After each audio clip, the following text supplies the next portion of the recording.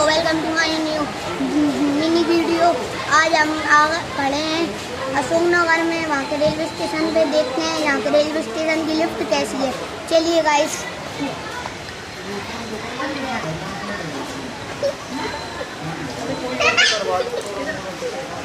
देख गाइस, ये है लिफ्ट। अब हम इसको बुला लेते हैं। गाइस लिफ्ट आ रही है अभी।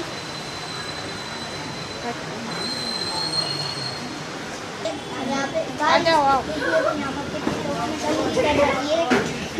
गाइस ये देखिए लिफ्ट आ गई है। गाइस हम आ चुके हैं लिफ्ट के अंदर। नहीं गाइस, यहाँ की लिफ्ट कैसे, यहाँ पर एक कैमरा भी लगा हुआ है। गाइस देखिए वहाँ पर एक कैमरा भी लगा हुआ है।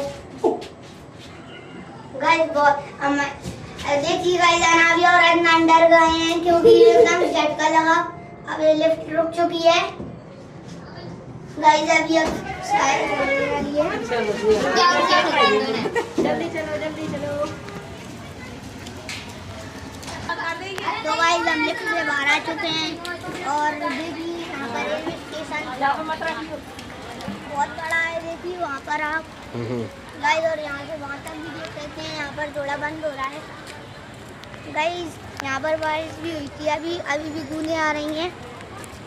और देखिए यहाँ पर एक पेड़ लग रहा है। यहाँ पर ऐसे बहुत सारे पेड़ हैं गाइस। आज की वीडियो में इतना ही। जब तक के लिए बाय बाय।